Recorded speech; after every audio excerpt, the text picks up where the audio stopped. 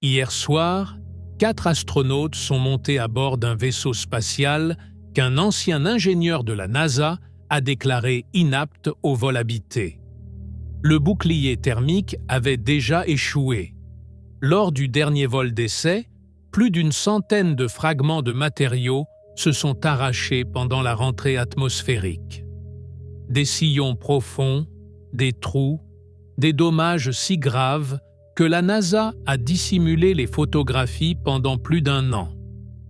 Quand un expert des boucliers thermiques, celui-là même qui avait volé lors de la première mission de la navette après la catastrophe de Columbia, a enfin vu les clichés, il a pris la parole publiquement. Il a dit aux journalistes que sa réponse était non.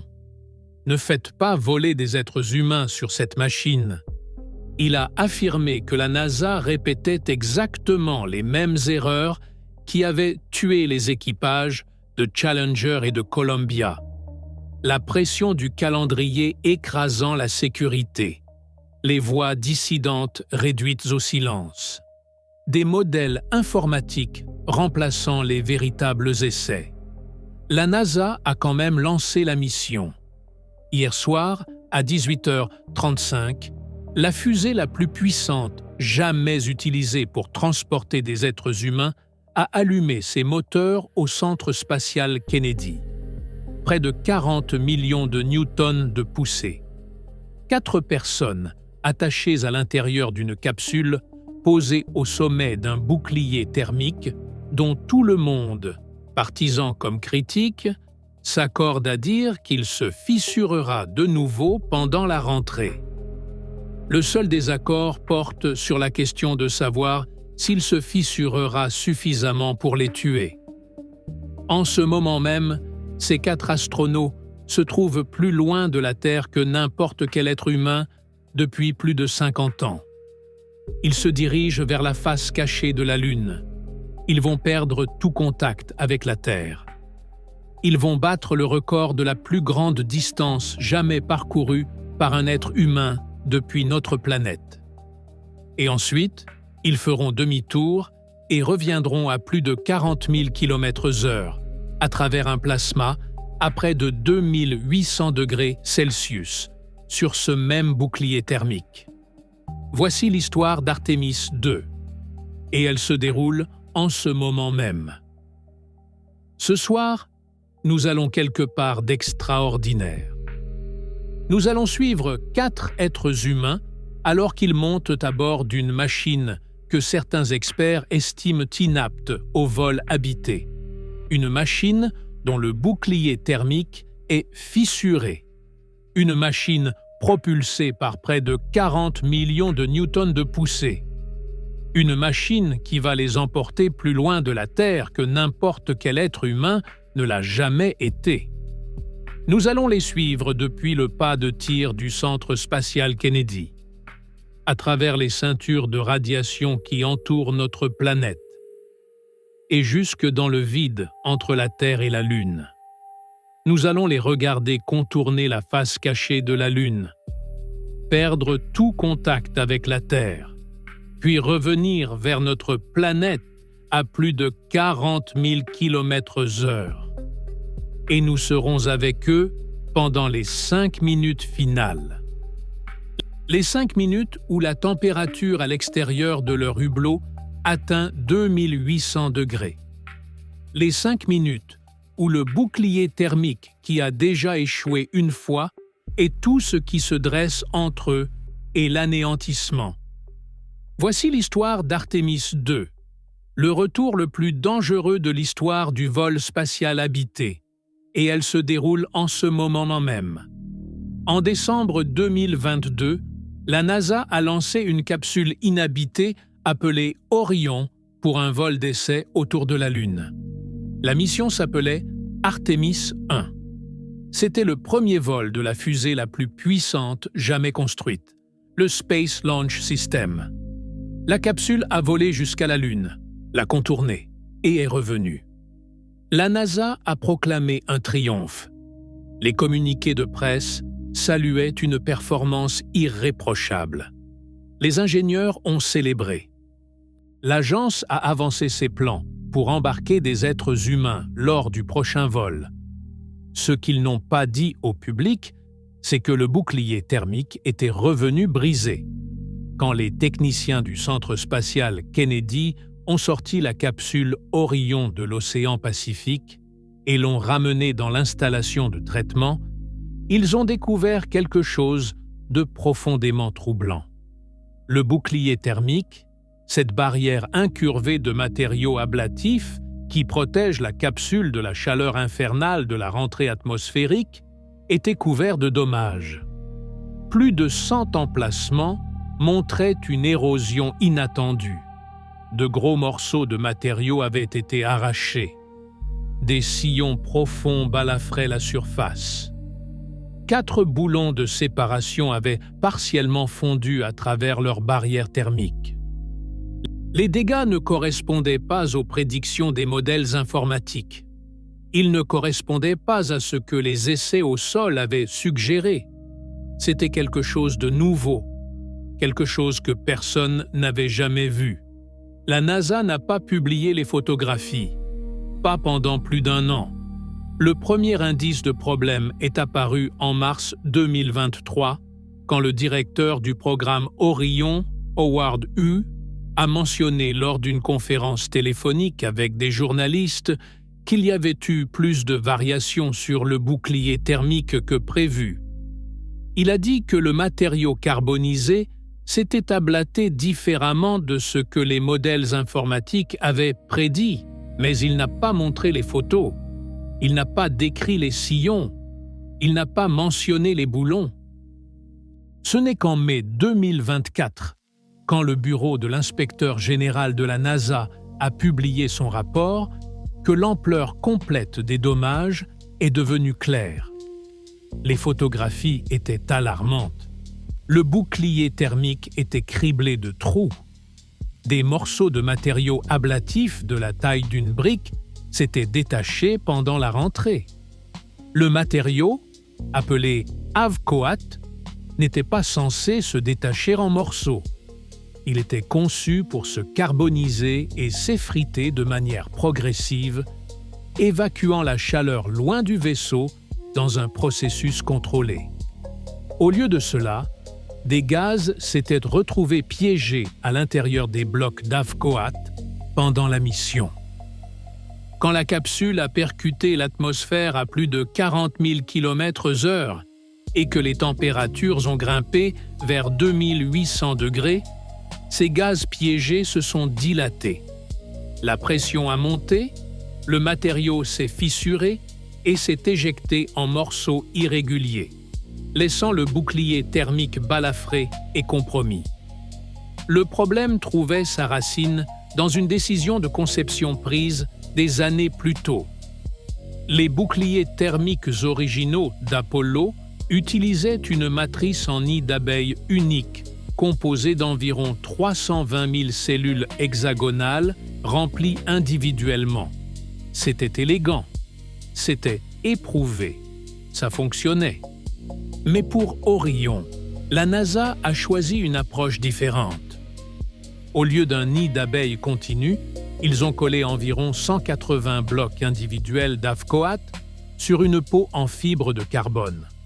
Personne n'avait jamais fait voler un bouclier thermique segmenté de ce type à des vitesses de retour lunaire. Et Orion n'est pas un petit vaisseau. Il est environ 2 fois plus lourd que le module de commande Apollo. Un vaisseau plus lourd frappe l'atmosphère plus fort. Les forces sont plus importantes. Les températures sont plus extrêmes. Les marges d'erreur sont plus minces. Et c'est ici que l'histoire devient inconfortable.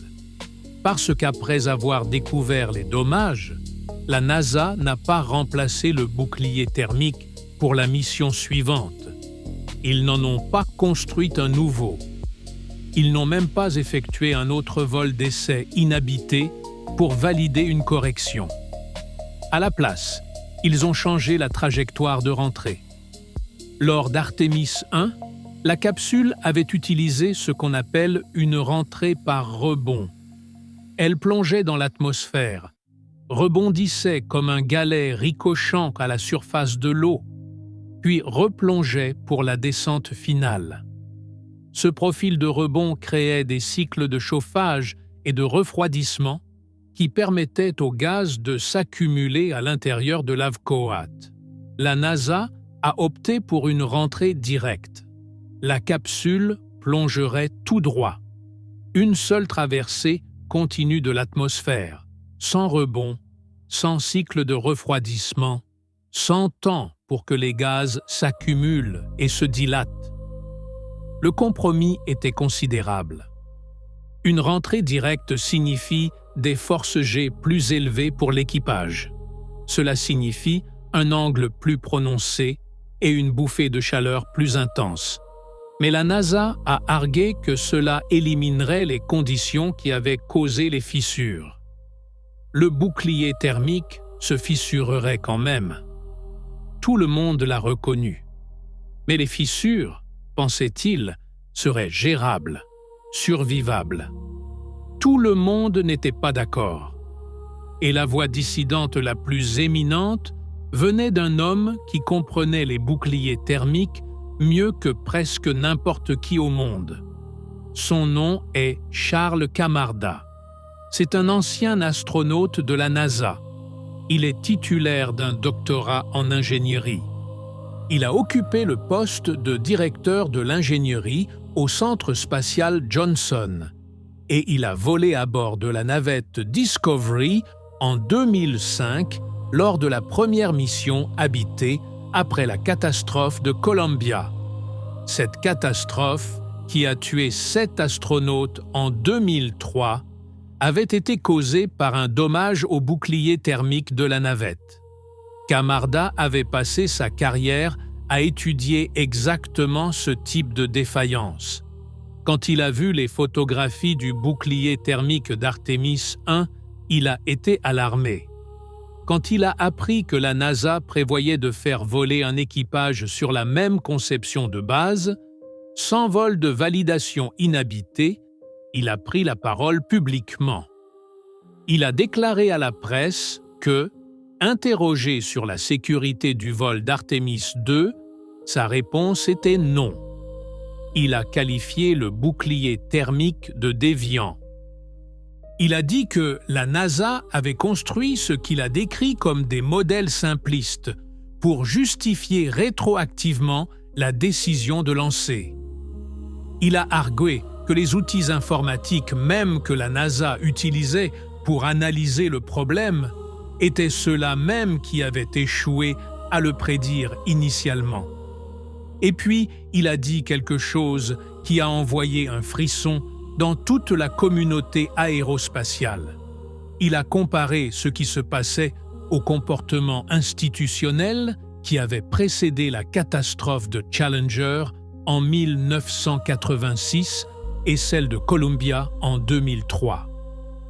La pression du calendrier écrasant la culture de sécurité. Les voix d'ingénieurs dissidents rejetés ou marginalisés. Des modèles substitués aux essais empiriques. Le même schéma. Le même raisonnement motivé. Le même élan institutionnel poussant vers une date de lancement qui avait déjà été repoussée trop de fois. L'ancien astronaute de la NASA Danny Olivas, qui avait siégé dans une équipe de révision indépendante, était plus mesuré, mais tout aussi direct. Quand on lui a demandé si le bouclier thermique se fissurerait de nouveau, il a répondu que oui, il allait se fissurer. La question était de savoir s'il se fissurerait assez pour tuer. L'expert en radiation de la NASA, Steve Scotty, du Centre de recherche Langley, a pointé une autre réalité inconfortable. Le matériau Havkoat change ses propriétés physiques environ toutes les 20 secondes pendant la rentrée. Les modèles ne peuvent pas pleinement capturer une substance qui se transforme en temps réel, sous une chaleur de 2800 degrés, tout en étant simultanément bombardés par des forces qui détruiraient presque tout le reste. Le directeur du programme SLS, John Honeycutt, a estimé que la mission portait un risque d'échec se situant quelque part entre 1 sur 2 et 1 sur 50. C'est une fourchette extraordinaire. Cela ne reflète pas de la confiance. Cela reflète une incertitude fondamentale. Et pourtant, le 12 mars 2026, la revue de préparation au vol a produit un vote unanime favorable. La mission a été autorisée. L'équipage a été informé. La fusée a été acheminée vers le pas de tir. Et le soir du 1er avril 2026, 4 êtres humains sont montés à bord. Le bouclier thermique sous eux était la même conception de base qui s'était fissurée sur Artemis 1. La trajectoire était différente. Les modèles disaient que ça marcherait. Les ingénieurs qui l'avaient construit disaient qu'il tiendrait. Mais les ingénieurs qui comprenaient ces modes de défaillance disaient que les modèles n'étaient pas fiables. Et les astronautes eux-mêmes savaient tout. Le commandant Reed Wiseman avait déclaré aux journalistes des mois plus tôt que s'il respectait la nouvelle trajectoire de rentrée, le bouclier thermique serait sûr pour le vol. Ce simple mot, sûr, portait le poids de 4 vies et d'un programme à plus de 90 milliards de dollars. Parce que les 5 minutes les plus dangereuses d'Artemis, 2 n'ont pas encore eu lieu. Elles viendront à la toute fin, dans 10 jours, quand la capsule percutera l'atmosphère à plus de 11 km par seconde et que le bouclier thermique tiendra ou ne tiendra pas. Mais le bouclier thermique n'est que l'une des choses qui pourrait mettre fin à cette mission. Pour comprendre toute l'étendue de ce que ces 4 personnes affrontent, il faut comprendre ce qui s'est passé hier soir, le 1er avril 2026, quand la fusée la plus puissante jamais utilisée pour transporter des êtres humains a quitté le sol. Pendant des semaines, la fusée se dressait sur le pas de tir, près de 100 mètres de hauteur, environ 2 600 000 kg chargés de carburant. Une tour d'ambition ingénieriale boulonnée au complexe de lancement 39B du Centre spatial Kennedy, en Floride. Le même pas de tir qui avait lancé Apollo 10 en 1969. Le même pas de tir d'où étaient parties 3 missions Skylab. Le même pas de tir d'où avait décollé le projet de test Apollo-Soyouz. Le même pas de tir d'où 53 missions de la navette spatiale étaient parties, y compris le dernier vol de Challenger. L'équipage est arrivé à Kennedy le 27 mars. Ils étaient entrés en quarantaine à Houston 9 jours plus tôt, s'isolant du reste du monde pour qu'aucun simple rhume ou virus intestinal ne puisse clouer au sol une mission qui avait déjà été retardée pendant des années. Le matin du 1er avril, le compte à rebours était profondément engagé dans ces dernières heures. Les équipes au sol, sur le pas de tir, avaient commencé le chargement du Propergol. Plus de 2 700 000 litres d'hydrogène liquide et d'oxygène liquide surrefroidi s'écoulaient dans l'étage central du Space Launch System. L'hydrogène était refroidi à moins 253 degrés Celsius. L'oxygène à moins 183. À ces températures, les propergols sont assez denses pour fournir une énergie maximale. Ils sont aussi assez volatiles pour transformer une fusée de 100 mètres en la plus grande bombe jamais assemblée par des mains humaines si quelque chose tourne mal. L'équipage a embarqué dans le vaisseau Orion à environ 14h30, heure de la côte est américaine. Ils ont pris l'ascenseur jusqu'au sommet de la tour de lancement mobile, traversé le bras d'accès et pénétré dans la salle blanche. C'est un petit espace clos tout en haut de la tour où les astronautes effectuent la transition finale entre le monde qu'ils connaissent et la machine qui va les emporter loin de lui. chaque astronaute a signé le mur. C'est une tradition qui remonte au programme Gemini dans les années 60. Une signature, un nom, une marque qui dit « J'étais ici, j'ai choisi cela ». Ils se sont installés dans leur siège. Red Wiseman, commandant. Victor Glover, pilote. Christina Koch, spécialiste de mission. Jeremy Hansen, spécialiste de mission. 4 sièges dans une capsule de la taille de 2 fourgonnettes. Sanglés, casques en place, en attente. Le compte à rebours n'a pas été sans problème. Un problème avec le système de terminaison de vol a brièvement placé la mission en statut d'arrêt. C'est le système qui détruirait la fusée si elle déviait de sa trajectoire après le décollage. Si ce système échouait, le responsable de la sécurité du périmètre ne pouvait pas garantir la sûreté de la zone environnante. Les ingénieurs se sont activés. Ils ont récupéré des équipements datant de l'ère de la navette spatiale pour vérifier le système. L'horloge a continué, le problème a été résolu. Puis une batterie du système d'abandon au lancement a signalé une lecture de température inhabituelle. Les équipes l'ont évalué et ont déterminé qu'il s'agissait d'une erreur d'instrumentation, pas d'une défaillance matérielle réelle. Les prévisions météorologiques se sont améliorées, passant de 80% favorables à 90%. Le sondage final de l'équipe de lancement a produit des appels unanimes de confirmation de chaque station. Le compte à rebours est entré dans ses dernières minutes. À 18h35, heure de la côte Est, le 1er avril 2026, les 4 moteurs RS-25 à la base de l'étage central se sont allumés. Ce sont les mêmes moteurs qui avaient propulsé la navette spatiale pendant 3 décennies. L'hydrogène liquide et l'oxygène liquide se sont mélangés dans des chambres de combustion fonctionnant à des pressions dépassant 200 bars.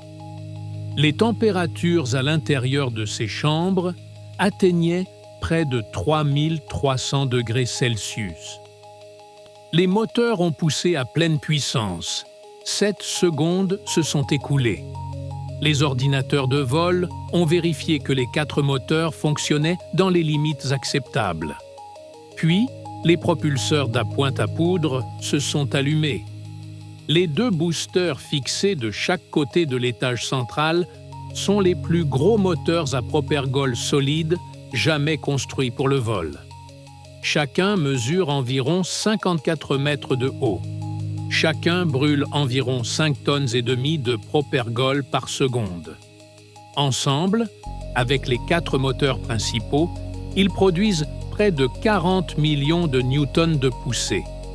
C'est 17% de plus que la fusée Saturne V qui avait emporté les astronautes d'Apollo vers la Lune. C'est le véhicule de lancement le plus puissant à avoir jamais transporté des êtres humains. Les boulons de maintien ont explosé. Le lanceur mobile a libéré sa prise et près de 2 600 000 kg de machines ont commencé à s'élever du pas de tir sur une colonne de feu qui a transformé le soir de Floride en plein jour sur des kilomètres à la ronde. Le son a mis plusieurs secondes à atteindre les spectateurs. Quand il est arrivé, ce n'était pas un son qu'on entendait, c'était un son qu'on ressentait. Un grondement profond et roulant qui faisait vibrer les cages thoraciques et trembler le sol sous les pieds. Des alarmes de voitures se sont déclenchées dans des parkings à des kilomètres de là.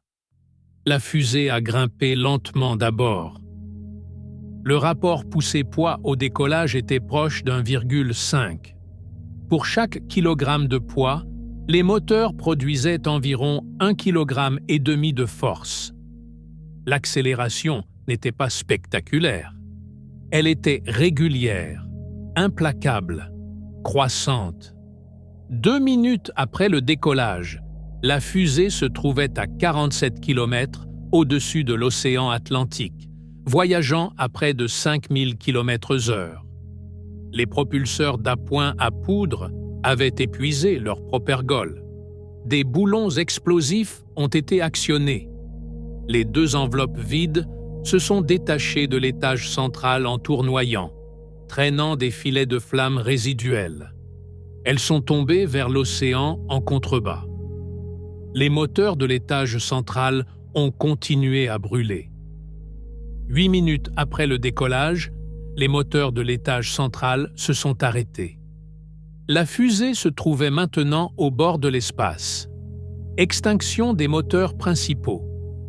L'étage central s'est séparé et est retombé, laissant Orion et l'étage de propulsion cryogénique intérimaire seuls au-dessus de la planète. Une mise à feu unique du moteur de l'étage supérieur les a poussés sur une orbite de parking basse.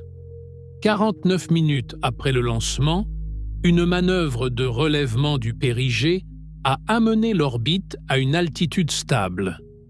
L'équipage était dans l'espace, mais il n'en avait pas fini. Un peu moins de 2 heures après le décollage, le moteur de l'étage supérieur a tiré de nouveau pendant environ 18 minutes. C'était la mise à feu de relèvement de l'apogée. Elle a poussé le point le plus haut de leur orbite à environ 70 000 km au-dessus de la Terre. C'est presque 5 fois plus haut que la Station spatiale internationale, plus haut que n'importe quel astronaute n'avait volé depuis Apollo 17 en 1972. Les panneaux solaires se sont déployés, les 4 ailes se sont dépliées depuis le module de service et se sont verrouillées en position, leurs cellules photovoltaïques absorbant la lumière du soleil et la convertissant en énergie électrique qui maintiendrait Orion en vie pendant les 10 jours suivants. Christina Koch et Jeremy Hansen se sont détachés de leur siège et ont commencé à tester les systèmes essentiels de maintien en vie, le distributeur d'eau, les masques anti-incendie, les toilettes. Les toilettes allaient causer leur propre petit drame. Pendant la vérification, l'équipage a signalé un voyant de panne clignotant. Le contrôle de mission à Houston a travaillé avec l'équipage pour résoudre le problème. Le problème a été réglé. Les toilettes ont été remises en fonctionnement normal. C'était le genre de petit problème sans gloire dont le vrai vol spatial est fait, pas la version cinématographique, la vraie version, où un programme de plus de 90 milliards de dollars peut être compliqué par un système de gestion des déchets défaillant. Le commandant Wiseman a décrit l'ascension comme une montée incroyable. Le pilote Victor Glover, qui avait piloté Orion manuellement pendant la démonstration d'opérations de proximité un peu plus tôt dans la soirée, a rapporté que le vaisseau se comportait très bien. Très précis, a-t-il dit. L'équipage a indiqué avoir déjà observé 2 levées de lune depuis leur point d'observation élevé. La Lune grandissant et rétrécissant dans leurs hublots, alors que leur orbite elliptique les emportait dans un long arc lent autour de la Terre. Il y a eu un moment de tension au-delà de l'incident des toilettes. La NASA a brièvement perdu la capacité d'entendre les réponses de l'équipage. Les données de télémétrie d'Orion continuaient d'affluer normalement. Le vaisseau était en bonne santé. Mais pendant un bref moment, le contrôle de mission ne pouvait pas entendre les astronautes parler. La liaison de communication a été rétablie. Le moment est passé, mais c'était un rappel. L'espace ne pardonne pas. Chaque système compte.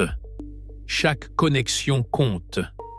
Et quand on est plus loin de chez soi que n'importe quel être humain ne l'a été depuis un demi-siècle, même quelques secondes de silence peuvent faire retenir son souffle à une salle entière.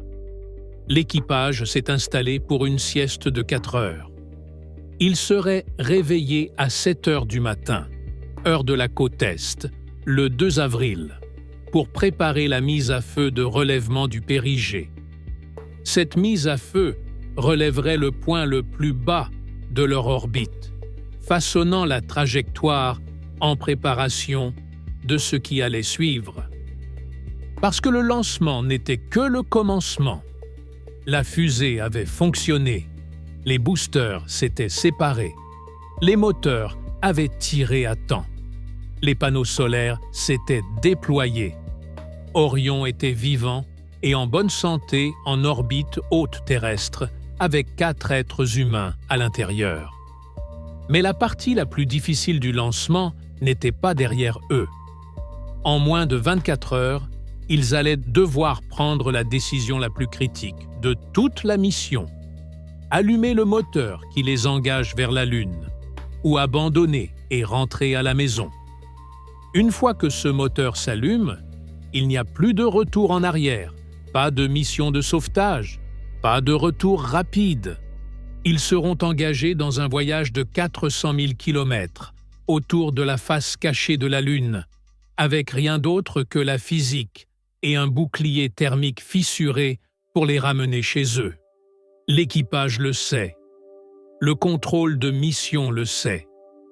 Et ce soir, alors que le monde regarde et que le vaisseau Orion trace sa longue ellipse autour de la Terre, les 4 personnes à l'intérieur se préparent pour une mise à feu qui va les envoyer plus loin de tout ce qu'ils ont jamais connu que n'importe quel être humain dans l'histoire. Mais avant de les suivre jusqu'à la Lune, nous devons comprendre qui ils sont. Pas leurs écussons de mission, pas leur biographie de communiqué de presse. Qui ils sont en tant que personnes, ce qu'ils ont laissé derrière eux. Et pourquoi ils ont choisi de monter à bord d'une machine que certaines des personnes les plus brillantes de l'aérospatiale ont déclaré inapte au vol habité. Il y a un moment, avant chaque vol spatial habité, que les caméras capturent rarement. C'est le moment où l'astronaute dit au revoir à sa famille. Pas à la conférence de presse, pas lors de la marche de l'équipage où il salue la foule. Avant cela, dans une pièce privée, une étreinte qui dure quelques secondes de trop, un enfant qui ne comprend pas pleinement pourquoi son parent s'en va, un conjoint qui comprend exactement quels sont les risques et qui a choisi de les laisser partir quand même. 4 personnes sont montées à bord d'Orion le soir du 1er avril 2026. Chacune d'elles portait une vie entière d'entraînement, d'expérience et de sacrifice. Chacune d'elles a laissé quelqu'un derrière. Red Wiseman est le commandant d'Artemis II. Il a grandi en regardant des avions de chasse voler au-dessus de sa tête. Un jour, il a vu la navette spatiale transportée sur le dos de son avion porteur Boeing 747. C'est à ce moment-là qu'il a décidé qu'il voulait voler.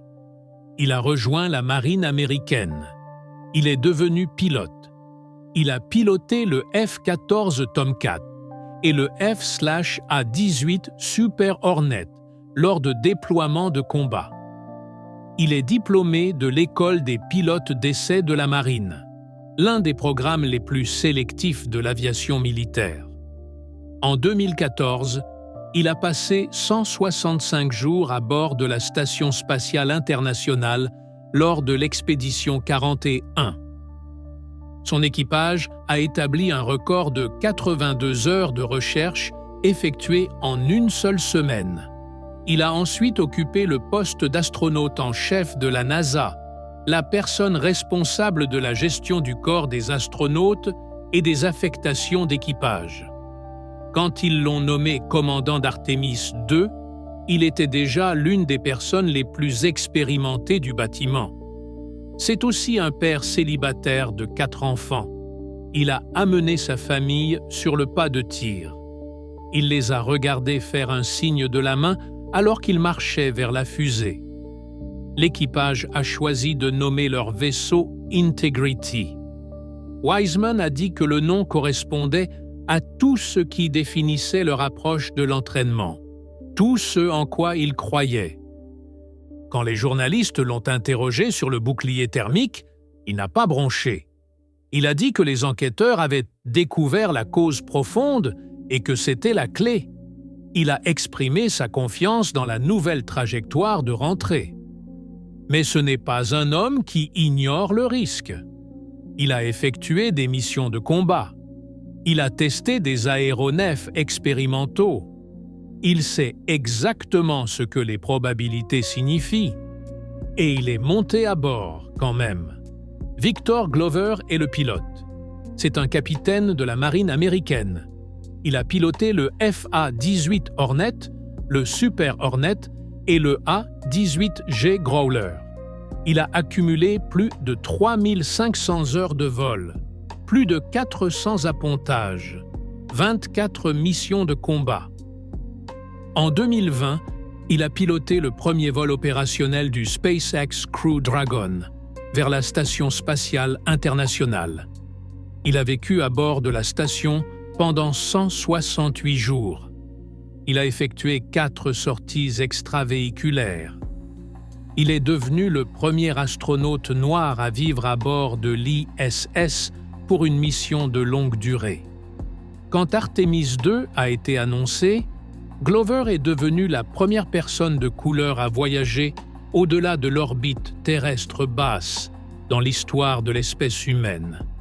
Chaque astronaute qui a jamais quitté l'orbite terrestre basse, chaque membre d'équipage Apollo, chaque personne qui a jamais vu la Terre comme une sphère entière, était un homme blanc américain. Jusqu'à maintenant. Glover traversait une période difficile dans sa vie personnelle quand il a reçu l'affectation. Il a raconté aux journalistes le moment où il a annoncé la nouvelle à sa famille. Ils ont explosé de joie, a-t-il dit, et puis sa voix s'est brisée. Je suis sur le point de me mettre à pleurer maintenant, a-t-il confié à la presse. J'avais besoin de ça.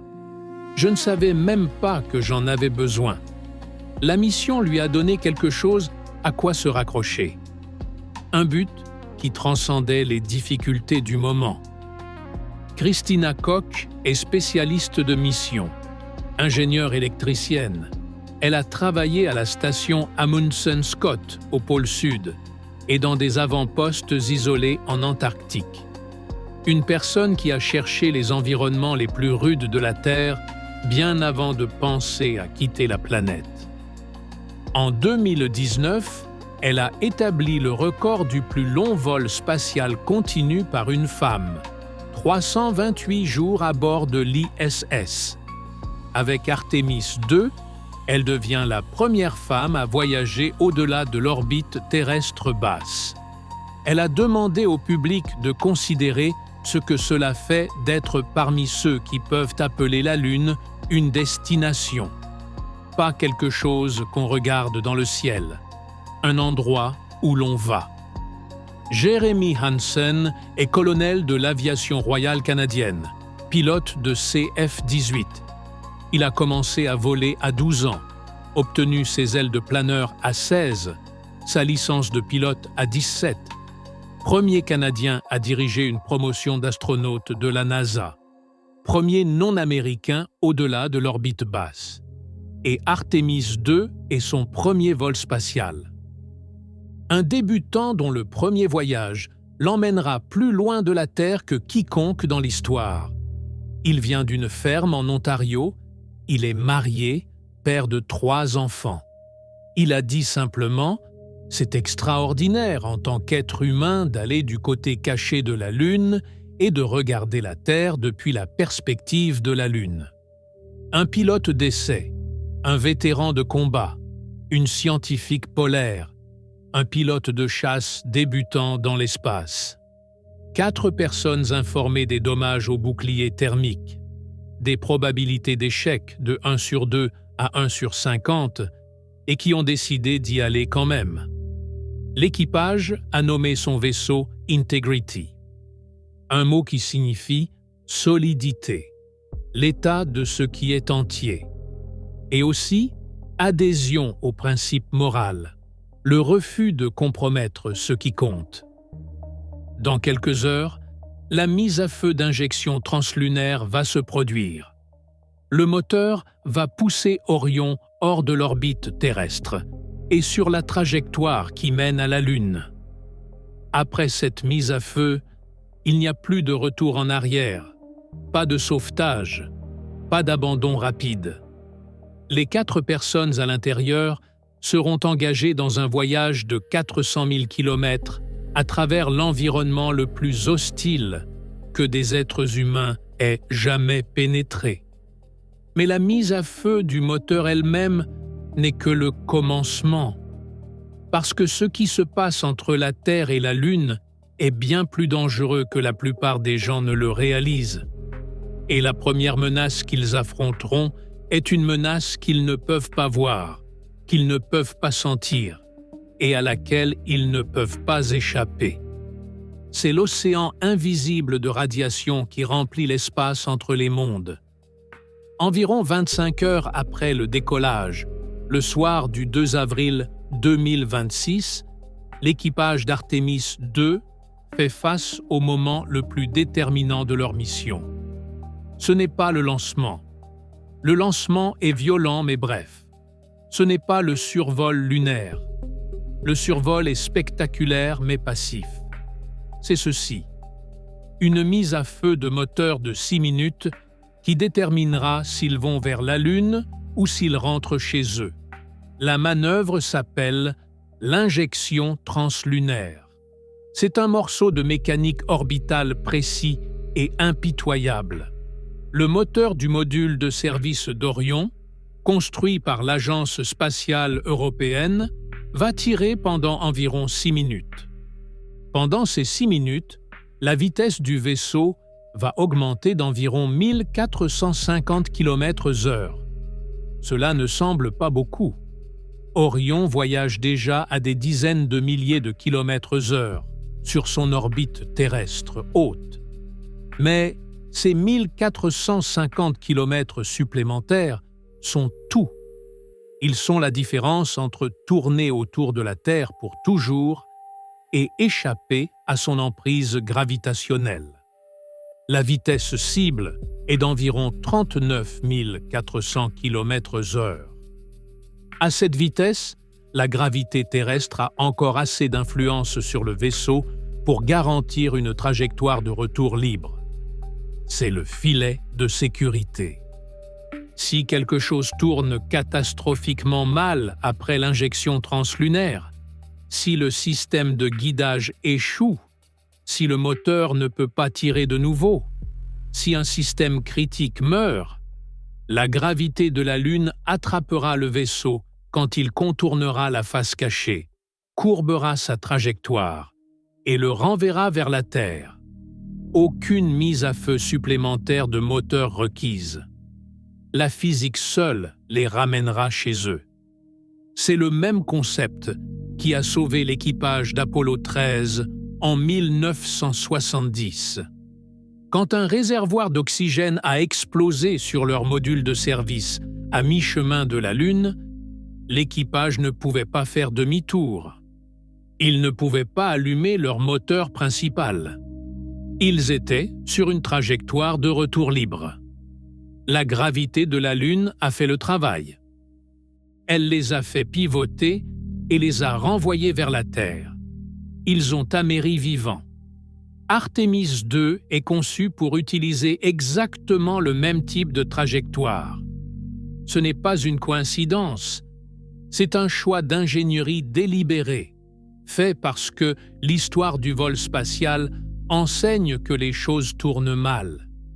Et quand les choses tournent mal à 320 000 km de chez soi, on veut avoir la physique de son côté.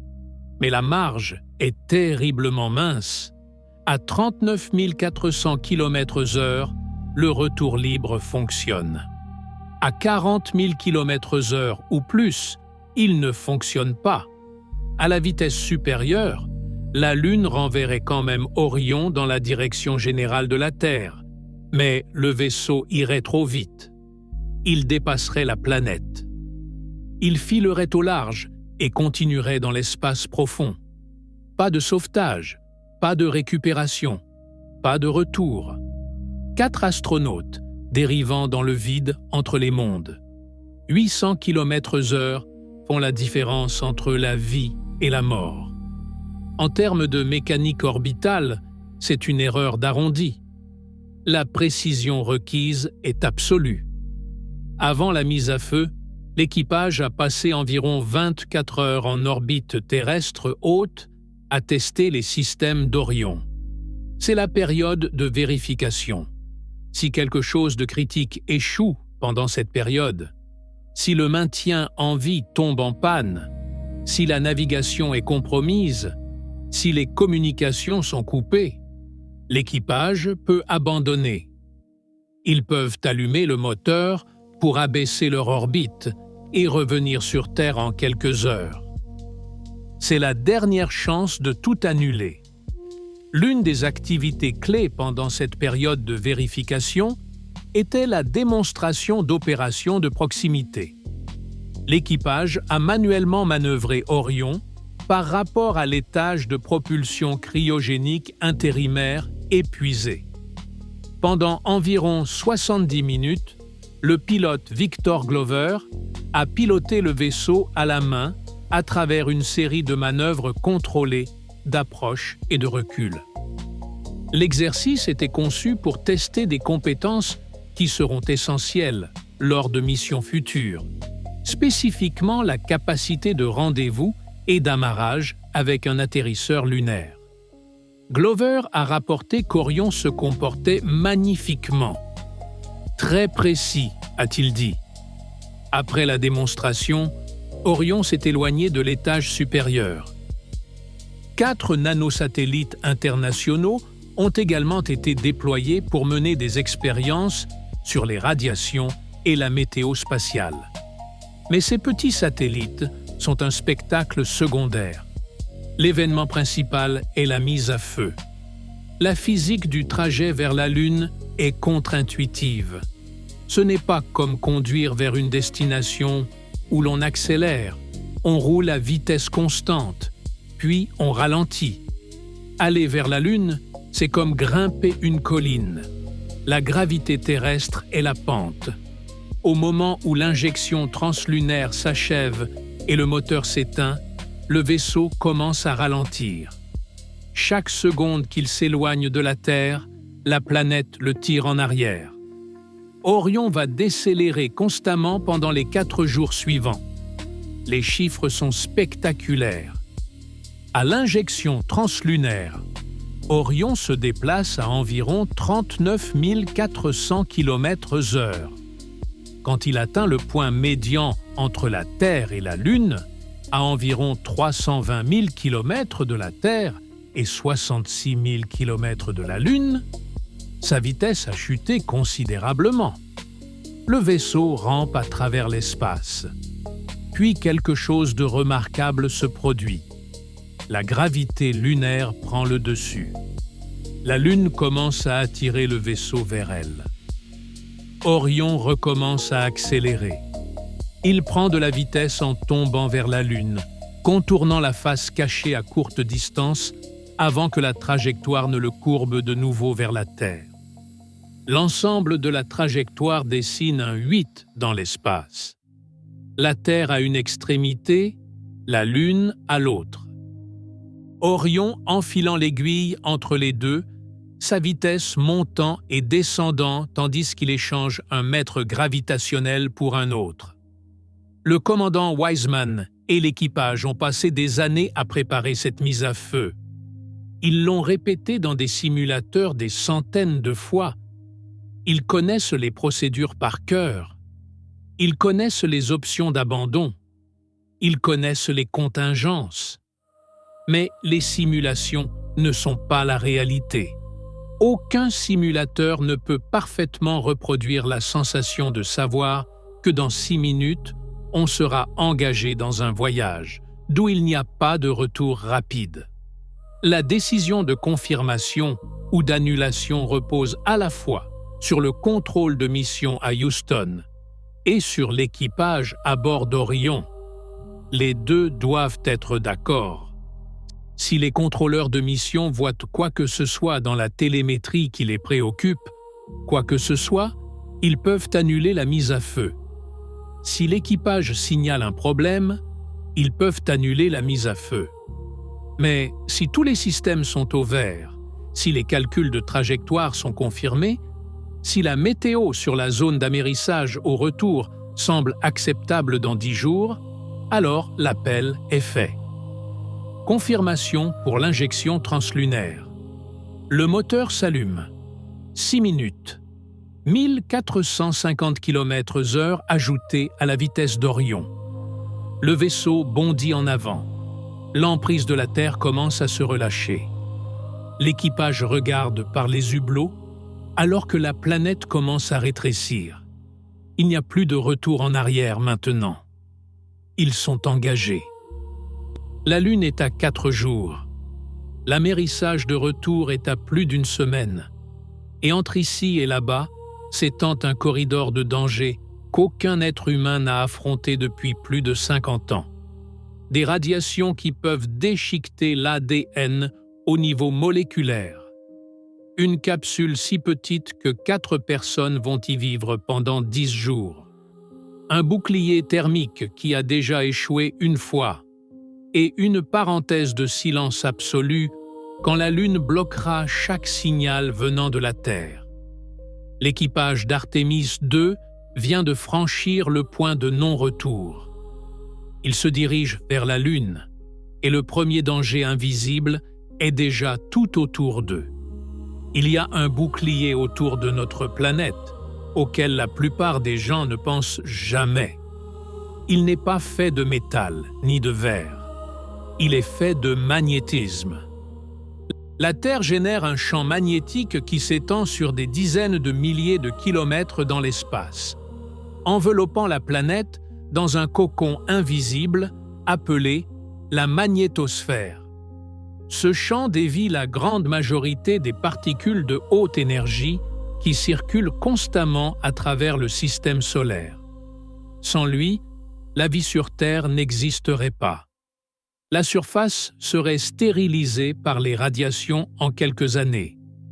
Chaque être humain qui a jamais vécu a passé toute sa vie à l'intérieur de ce bouclier. Chaque personne à bord de la Station spatiale internationale orbite à l'intérieur. Même les astronautes qui volent à 400 km d'altitude sont bien nichés à l'intérieur de la magnétosphère, protégés du pire de ce que l'espace a à offrir. L'équipage d'Artemis II est sur le point de quitter cette protection. Et une fois qu'ils l'auront fait, ils affronteront des dangers radiologiques qu'aucun être humain n'a rencontrés depuis la fin du programme Apollo en 1972. Le premier obstacle, ce sont les ceintures de Van Allen. Ce sont 2 énormes régions en forme de tore de radiation piégée qui encerclent la Terre à l'intérieur de la magnétosphère, découverte en 1958 par le physicien James Van Allen. La ceinture intérieure s'étend d'environ 650 à 10 000 km au-dessus de la surface, composée principalement de protons de haute énergie. La ceinture extérieure s'étend d'environ 13 500 à 58 000 km, dominée par les électrons de haute énergie. Artemis II traversera ces ceintures plusieurs fois, et l'équipage a passé un temps prolongé en orbite terrestre haute pendant la phase de vérification, subissant une exposition aux radiations 50 à 100 fois supérieure à ce que les astronautes subissent à la surface de la Terre. Les ceintures ne sont pas uniformes. Même la Station spatiale internationale traverse l'anomalie de l'Atlantique Sud, où le champ magnétique plonge plus près de la surface, et des astronautes rapportent voir des éclairs de lumière quand ils ferment les yeux, causée par des particules cosmiques traversant leur rétine. Mais les ceintures ne sont que le début. Une fois qu'Orion les a franchies, l'équipage quitte entièrement la protection magnétique terrestre et fait face à 3 sources de radiation convergentes. La première, ce sont les rayons cosmiques galactiques, des protons et des noyaux lourds accélérés à des vitesses proches de celles de la lumière par des supernovas à travers la galaxie. Ces particules traversent les parois des vaisseaux comme si elles n'étaient pas là. Elles brisent les molécules d'ADN et créent des cascades de particules secondaires dans le corps. Il n'existe pas de blindage pratique contre les plus énergétiques d'entre elles. La deuxième source, ce sont les particules énergétiques solaires, projetées par le Soleil lors des éruptions et éjections de masse coronale. Contrairement aux rayons cosmiques qui arrivent de constamment, ces événements sont sporadiques et imprévisibles. En août 1972, entre Apollo 16 et Apollo 17, le Soleil a érupté avec l'une des tempêtes les plus puissantes du siècle. Si un équipage avait été en transit à ce moment-là, les doses de radiation auraient pu être fatales. Le programme Apollo a survécu par la chance. Le Soleil sort actuellement de son maximum solaire, mais reste actif. Et la NASA a déployé un système de surveillance, incluant le rover Perseverance sur Mars, pour détecter les régions actives avant qu'elles ne tournent vers la Terre.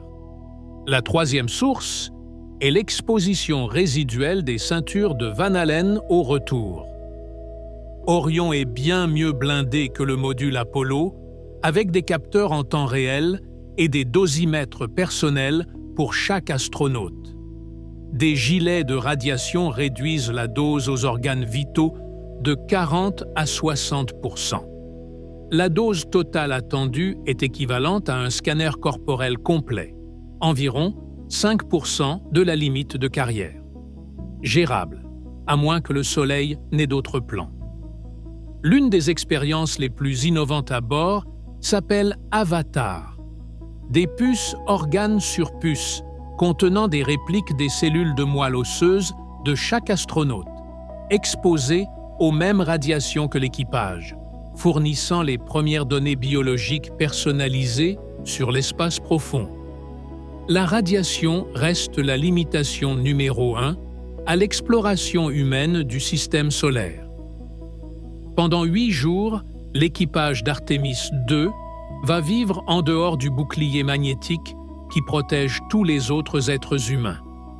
Leurs corps seront traversés par des particules nées au cœur d'étoiles mourantes. Mais la radiation n'est pas le seul défi de la vie dans l'espace profond pendant 10 jours. Parce que les 4 personnes à l'intérieur d'Orion ne font pas seulement face à des menaces invisibles venant de l'extérieur du vaisseau. Elles font aussi face au défi très tangible d'être entassées dans un espace de la taille de 2 fourgonnettes pendant près de 2 semaines. Manger, dormir, faire de l'exercice, aller aux toilettes et d'une manière ou d'une autre, maintenir la concentration et la précision nécessaires pour piloter un vaisseau spatial à 400 000 km de chez soi. Le volume habitable à l'intérieur d'Orion est d'environ 9 mètres cubes et demi pour 4 personnes, soit à peine 2,4 mètres cubes chacun. Imaginez un cube d'1,35 m de côté.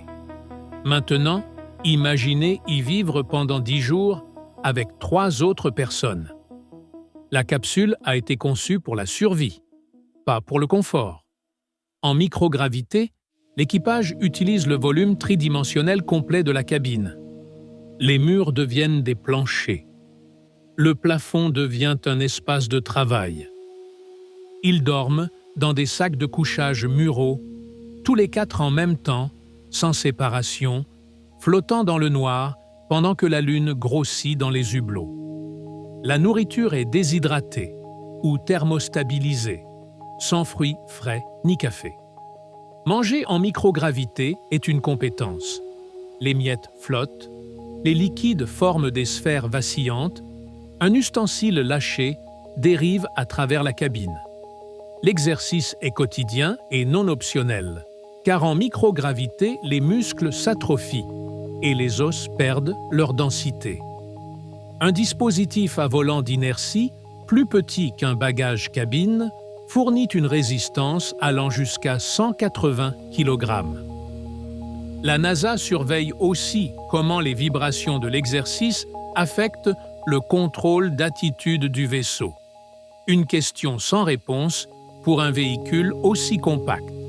Les toilettes, imprimées en titane et 60% plus petites que celles de la navette, offrent un minimum d'intimité, un luxe que les équipages Apollo n'ont jamais eu avec leurs sacs en plastique.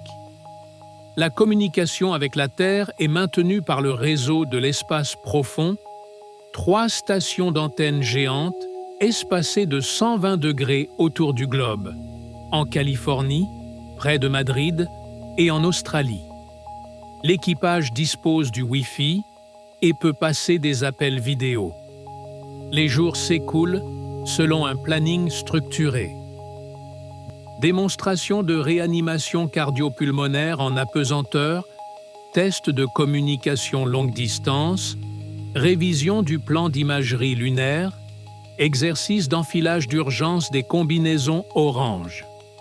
L'équipage n'aura que 3 heures pendant l'approche la plus proche de la Lune, et chaque minute doit être chorégraphiée. Également le 5e jour, Orion entre dans la sphère d'influence lunaire. C'est la frontière invisible dans l'espace où l'attraction gravitationnelle de la Lune devient plus forte que celle de la Terre. Le vaisseau ne franchit pas une ligne physique. La transition est graduelle, mais elle marque une étape psychologique. La Lune n'est plus une destination au loin. C'est la force gravitationnelle dominante agissant sur le vaisseau. Orion tombe vers elle. Les rythmes banals de la vie à bord d'Orion, les repas, le sommeil, l'exercice, les toilettes, les contrôles médicaux, se déroulent tous sur cette toile de fond d'isolement cosmique. Chaque heure qui passe éloigne l'équipage de tout ce qu'ils connaissent. Le délai de communication grandit. La Terre rétrécit dans les hublots. Le silence de l'espace presse de toutes les directions. Jeremy Hansen l'a décrit simplement. C'est une capsule de la taille d'un camping-car. C'est exact. Mais c'est un camping-car filant à travers le vide entre les mondes, avec 4 personnes à l'intérieur, qui sont plus loin de tout secours que n'importe quel être humain ne l'a jamais été. Et le 6e jour, ils atteindront l'endroit qui rend tout cela digne d'intérêt. La face cachée de la Lune. Il y a un côté de la Lune que personne sur Terre n'a jamais vu à l'œil nu. Pas depuis la surface, pas depuis un toit, pas depuis le sommet d'une montagne, pas depuis les Pyrénées, pas depuis le Mont Blanc, pas depuis les falaises d'Étretat. La Lune est en rotation synchrone avec la Terre, ce qui signifie que le même hémisphère fait toujours face à notre planète. La face cachée reste perpétuellement dissimulée. Nous savons qu'elle est là. Nous l'avons photographiée depuis l'orbite. Nous l'avons cartographiée avec des satellites. Mais aucun œil humain n'a directement regardé la face cachée de la Lune à courte distance depuis que le programme Apollo a pris fin, il y a plus d'un demi-siècle. Le 6e jour de la mission Artemis II, environ le 6 avril 2026, l'équipage d'Orion deviendra les premiers êtres humains en plus de 53 ans à la voir. L'approche est graduelle. Dès le 5e jour, la Lune est passée d'un point brillant dans le ciel à une présence massive dominant les hublots avant. Alors qu'Orion entre dans la sphère d'influence lunaire, la gravité de la Lune accélère le vaisseau, le tirant de plus en plus vite vers sa surface ancienne. L'équipage peut distinguer des cratères, des détails individuels, des crêtes et des vallées, et les plaines sombres et lisses de coulées de lave anciennes appelées mers. Le vaisseau n'entre pas en orbite lunaire. Artemis II est une mission de survol. Orion contournera la Lune en un seul passage, s'enfilant entre la surface lunaire et le vide au-delà. À son approche la plus proche, le vaisseau sera à environ 6600 km au-dessus de la surface. De cette distance, la Lune apparaîtra à peu près de la taille d'un ballon de basket tenu à bout de bras. Le directeur de vol principal d'Artemis II, Jeff Radigan, a utilisé cette comparaison exacte. Si vous teniez un ballon de basket au bout de votre main et que vous le regardiez, c'est à peu près la taille que la Lune aura dans le hublot de l'équipage. Mais les chiffres ne capturent pas ce que cela va faire ressentir. L'équipage dispose d'environ 3 heures pendant le passage le plus proche pour compléter ses objectifs d'observation lunaire. Ils ont répété cette fenêtre de nombreuses fois. Les tâches incluent des observations à l'œil nu, la photographie, l'enregistrement vidéo et l'identification de cibles géographiques spécifiques à la surface. Ils seront parmi les premiers humains à voir de grandes régions de la face cachée de près. Les missions Apollo orbitaient près de l'équateur et leur passage sur la face cachée se faisait souvent dans l'obscurité. Artemis II approche sur une trajectoire différente avec une illumination potentielle de régions qui n'ont jamais été observées par des yeux humains sous la lumière directe du Soleil. L'équipage tentera de capturer une nouvelle photographie de levée de terre. C'est l'image emblématique capturée pour la première fois par l'astronaute William Enders d'Apollo 8 en 1968, montrant la Terre se levant au-dessus de l'horizon lunaire.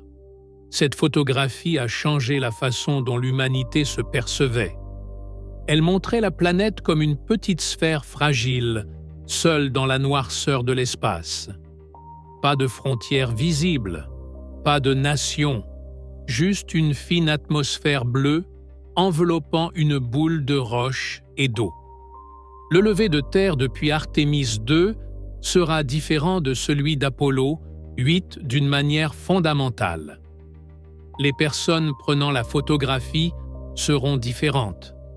Pour la première fois dans l'histoire, les yeux regardant la Terre depuis les abords de la Lune incluront une femme, une personne de couleur et un non-américain. Koch, Glover et Hansen verront ce que 12 hommes blancs américains ont vu pendant Apollo, et ils apporteront des perspectives que ces hommes ne pouvaient pas avoir. Mais le moment le plus profond du survol sera peut-être le silence. Quand Orion passera derrière la face cachée de la Lune, toute la masse de la Lune se trouvera entre le vaisseau et la Terre. Les ondes radio ne peuvent pas pénétrer 700 km de roches massives.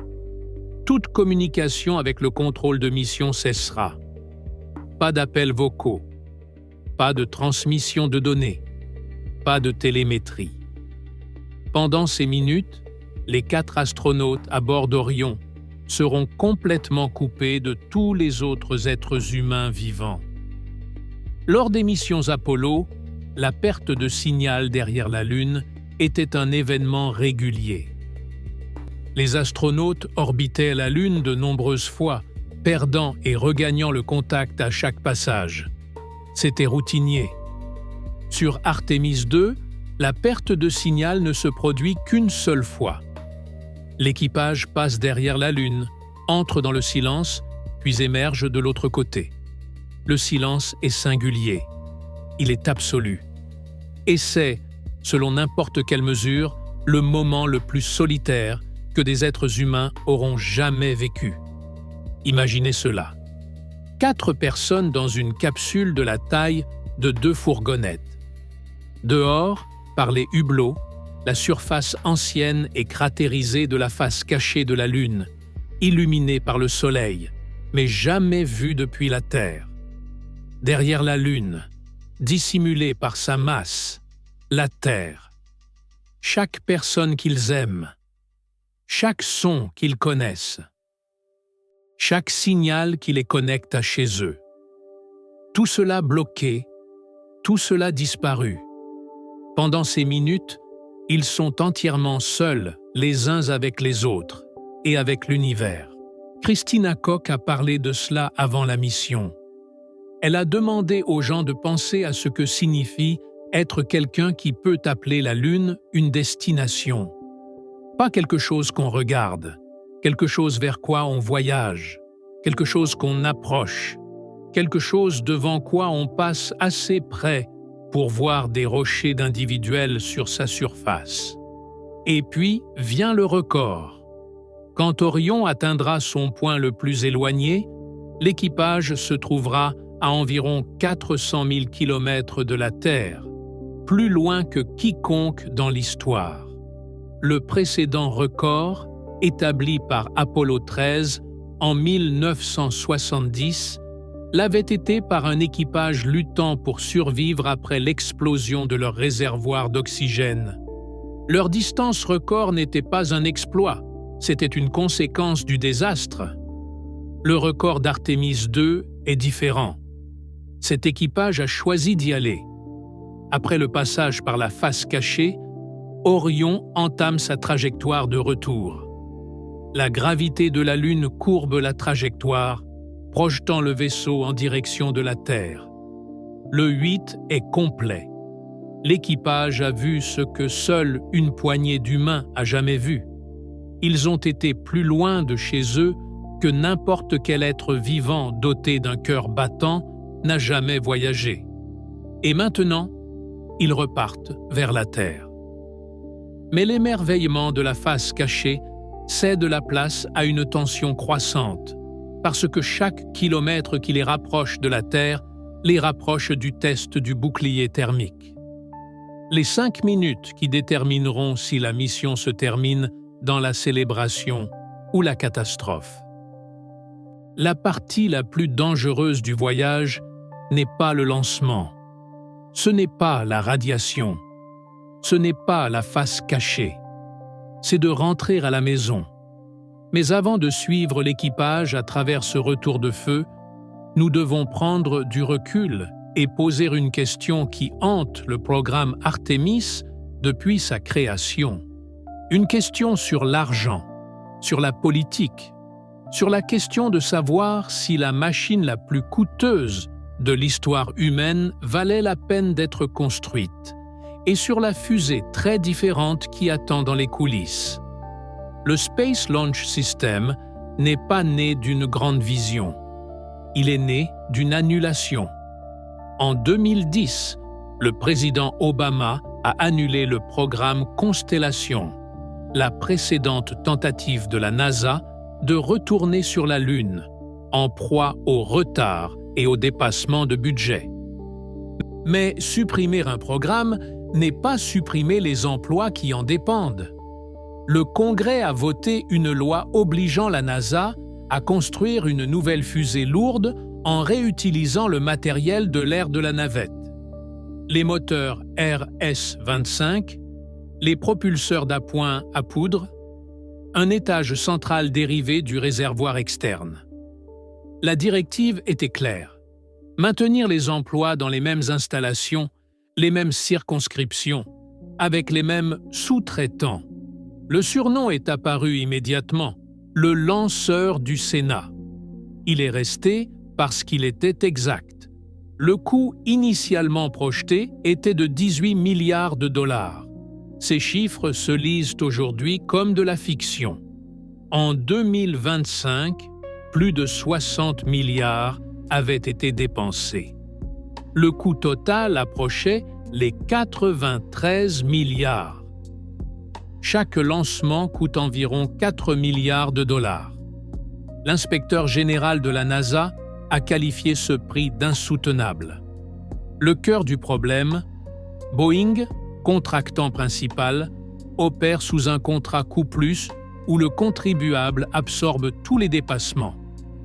Entre 2013 et 2017, période de retard massif, Boeing a reçu pratiquement le bonus maximum de performance. Le système récompense la dépense, pas les résultats. La fusée est entièrement consommable, chaque composant détruit à chaque vol. En 2026, une alternative existe, le Starship de SpaceX, conçu pour la réutilisabilité complète, produisant presque le double de la poussée du SLS. Le contrat SpaceX pour l'atterrisseur Artemis est à prix fixe de 2,9 milliards, où SpaceX absorbe les dépassements. La structure d'incitation est inversée. SpaceX est récompensé pour l'efficacité, Boeing pour la dépense. En décembre 2025, Jared Isaacman, entrepreneur milliardaire ayant volé dans l'espace 2 fois avec SpaceX, a été confirmé comme administrateur de la NASA. Il a agi vite, annulant les versions améliorées du SLS et la Gateway lunaire, une station en orbite lunaire qui avait déjà coûté plus de 3 milliards. À la place, il a annoncé une base permanente au pôle sud lunaire pour 20 milliards de dollars. La vision a basculé d'une escale orbitale vers une colonie en surface. Artemis se trouve à un carrefour. Le SLS fonctionne, mais à un coût que même ses défenseurs reconnaissent insoutenable. Les 93 milliards déjà dépensés sont partis. Que cet investissement ait été sage dépend de ce qui suit. Mais le débat financier n'est pas la seule pression qui pèse sur Artemis. Il y a une autre force à l'œuvre. Une force qui n'a rien à voir avec les circonscriptions ou les honoraires des sous-traitants. C'est la force de la compétition. Parce que les États-Unis ne sont pas le seul pays en course vers la Lune, et l'autre concurrent majeur a un bilan de respect de ses délais. La première course à l'espace portait sur le prestige. Spoutnik, Gagarine, la première sortie extravéhiculaire, les Soviétiques gagnaient. Puis Kennedy a tout misé. La NASA a reçu 4,5% du budget fédéral. Et en 1969, Armstrong a marché sur la Lune. Les États-Unis ont gagné, puis ont arrêté. Après Apollo 17 en 1972, plus personne n'a quitté l'orbite basse pendant 53 ans. La course était terminée. Maintenant, il y a un nouveau concurrent. La Chine construit son programme spatial avec une précision méthodique et un bilan de livraison dans les délais. En 2019, Chang'e 4 a réalisé le premier atterrissage en douceur sur la face cachée. En 2024, Chang'e 6 a rapporté des échantillons de la face cachée, une première mondiale. Chang'e 7 atterrira au pôle sud lunaire en 2026. La Chine s'est engagée à poser des taïkonautes sur la Lune d'ici 2030. Et quand la Chine annonce une date, la communauté aérospatiale la prend au sérieux. La Chine et la Russie ont annoncé leur propre station lunaire internationale en contrepoids direct à Artemis. Les accords? Artemis compte 60 nations signataires, mais la Chine les dénonce comme un accaparement de l'espace. Le prix stratégique est le même pour les deux camps, la glace d'eau au pôle sud lunaire. Des cratères en nombre permanente depuis des milliards d'années contiennent de la glace, qui signifie eau potable, oxygène respirable et surtout carburant de fusée. Une base avec accès à cette glace serait le bien immobilier le plus précieux du système solaire, une station de ravitaillement pour l'espace profond. Celui qui contrôle cette base contrôle l'infrastructure de l'exploration pour le siècle à venir. Le rôle de l'Europe dans Artemis est considérable. L'Agence spatiale européenne a construit le module de service d'Orion, le composant qui fournit énergie, propulsion et maintien en vie. Sans lui, Orion ne pourrait pas voler. L'Europe n'est pas un spectateur de cette aventure lunaire. Elle en est un acteur indispensable. Le Japon, le Canada, la Corée du Sud et de multiples partenaires contribuent matériel et expertise. La course lunaire n'est pas un sprint en solitaire, c'est une guerre de coalition. La première course spatiale s'est terminée avec des empreintes et un drapeau. La deuxième se terminera avec des bases, des mines et des chaînes d'approvisionnement. Les enjeux sont matériels, stratégiques et permanents. Pour les 4 personnes à l'intérieur d'Orion, les dimensions géopolitiques de leur mission sont des abstractions lointaines. Ils ne pensent pas au budget du Congrès, ni au cadre juridique concurrent, ni au calendrier d'atterrissage chinois.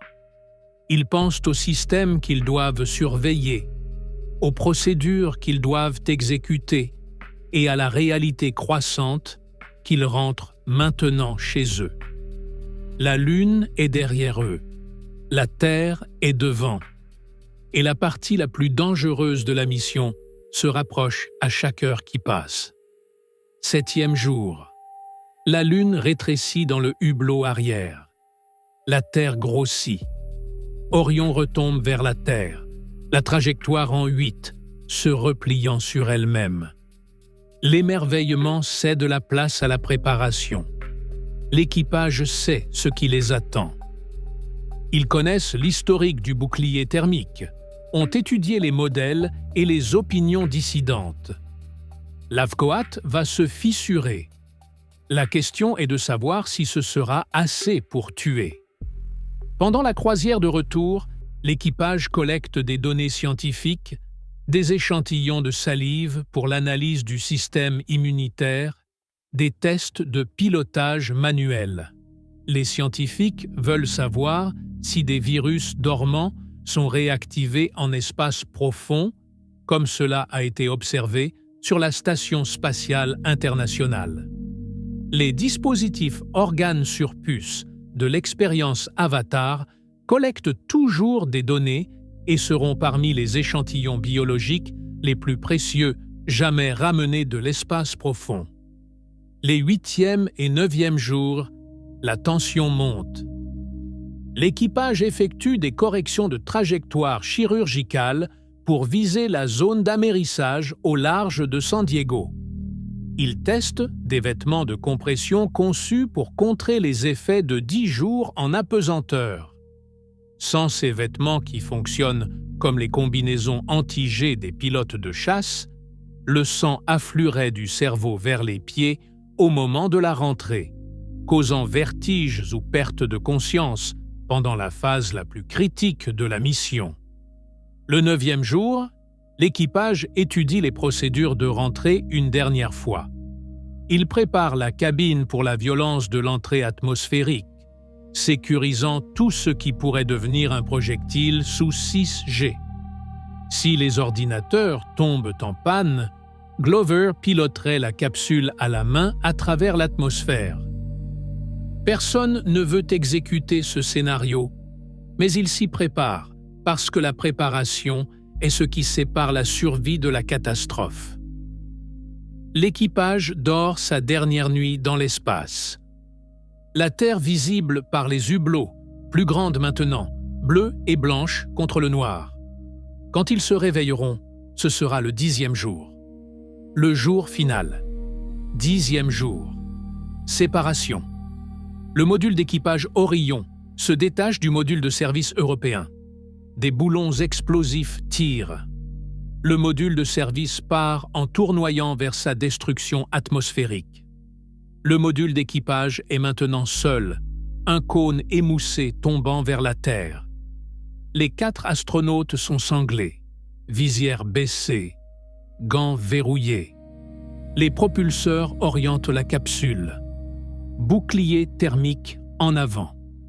C'est le moment. Le moment vers lequel toute la mission converge depuis le tout début. Le bouclier thermique, qui s'est fissuré sur Artemis 1, est sur le point d'être testé de nouveau. Cette fois, avec 4 êtres humains assis au-dessus de lui. Orion tombe vers la Terre à environ 40 000 km/h. C'est plus de 11 km par seconde, environ 33 fois la vitesse du son.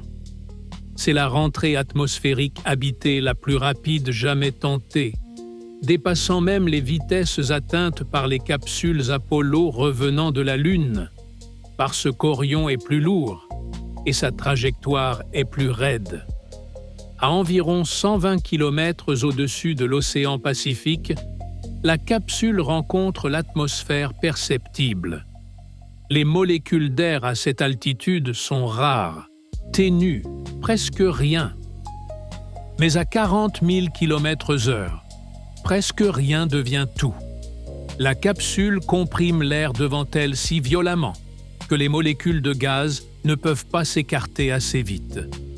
Elles s'accumulent, elles se compriment, elles chauffent. Une onde de choc se forme autour de la capsule, une frontière de plasma surchauffé qui engloutit tout le véhicule. La température extérieure grimpe. 500 degrés, 1000, 2800 degrés Celsius, la moitié de la température de la surface du Soleil. Le plasma brille orange puis blanc, transformant les hublots en murs de lumière. De l'extérieur, la capsule est un météore fabriqué par l'homme plongeant vers l'océan. À l'intérieur, le bouclier thermique fait son travail, l'avcoate se sacrifiant couche par couche. La NASA a opté pour une plongée directe, sans rebond, des forces G plus élevées, mais un profil de chauffage continu sans cycle, permettant au gaz de s'accumuler. L'équipage subit 5 à 6 G. Respirer demande un effort. Les vêtements de compression maintiennent l'oxygène au cerveau. 3 des 4 personnes à bord sont des pilotes de chasse entraînés pour cela. Puis vient le blackout. Pendant environ 5 minutes, le plasma chargé électriquement qui entoure la capsule bloque toute communication radio. Le contrôle de mission à Houston devient silencieux. Les écrans de télémétrie se figent sur les dernières données reçues. Les contrôleurs de vol sont assis à leur console et attendent. Il n'y a rien qu'ils puissent faire, aucune commande qu'ils puissent envoyer, aucun ajustement qu'ils puissent effectuer. L'équipage est seul avec la physique. Ce sont les 5 minutes les plus longues de l'histoire de tout contrôle de mission. Chaque personne dans cette salle connaît l'historique du bouclier thermique. Chaque personne sait ce que Camarda a dit.